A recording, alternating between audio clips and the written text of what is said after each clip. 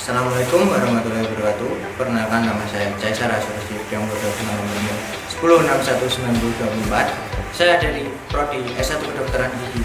Saya di sini akan menjelaskan konsep pemeriksaan patologi anatomi.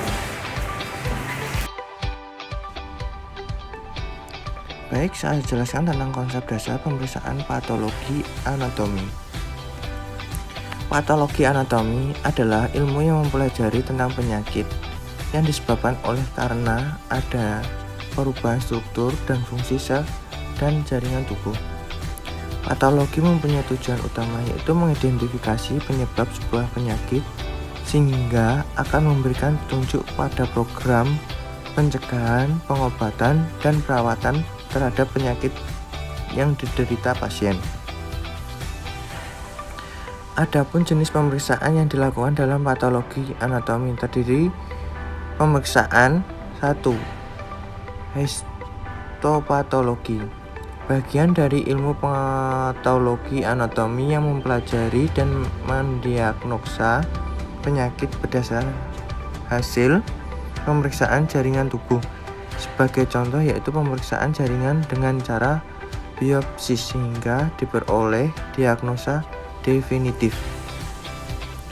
Biopsis adalah prosedur medis berupa pengambilan sampel kecil dari jaringan untuk diperiksa di bawah mikroskop.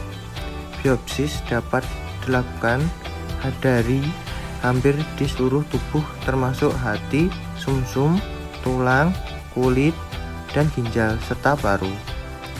Biopsis dilakukan untuk mengidentifikasi sel-sel abnormal untuk membantu mendiagnosa serta untuk mengukur tingkat keparahan penyakit melalui beberapa jenis biopsis.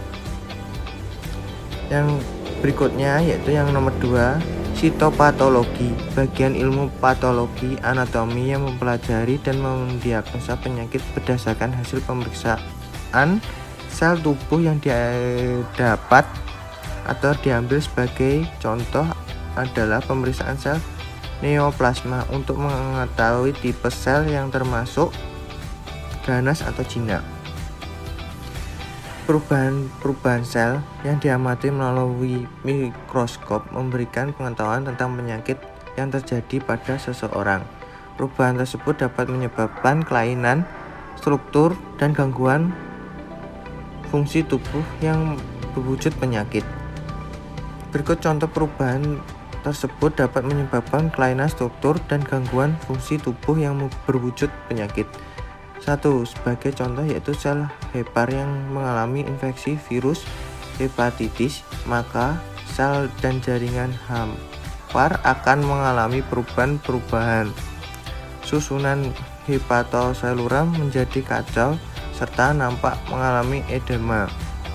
Kondisi seperti itu menyebabkan fungsi hepar dalam metabolisme hemoglobin akan mengalami gangguan yang dapat diamati pada tubuh pasien dalam bentuk eterius. Contoh yang kedua yaitu contoh sel saluran pencernaan yang mengalami perubahan karena sering terpapar zat karsinogen yang terdapat dalam makanan yang dikonsumsi pasien setiap hari. Kondisi seperti ini menyebabkan terjadinya perubahan struktur sel di colon dan akibatnya terbentuknya neoplasma yang kita kenal yaitu kanker kolon. Dengan demikian, bila terjadi kelainan struktur sel, organ, atau jaringan, maka akan terjadinya perubahan gangguan fungsi sel, organ, atau jaringan tersebut. Sekian penjelasan dari saya. Wassalamualaikum warahmatullahi wabarakatuh.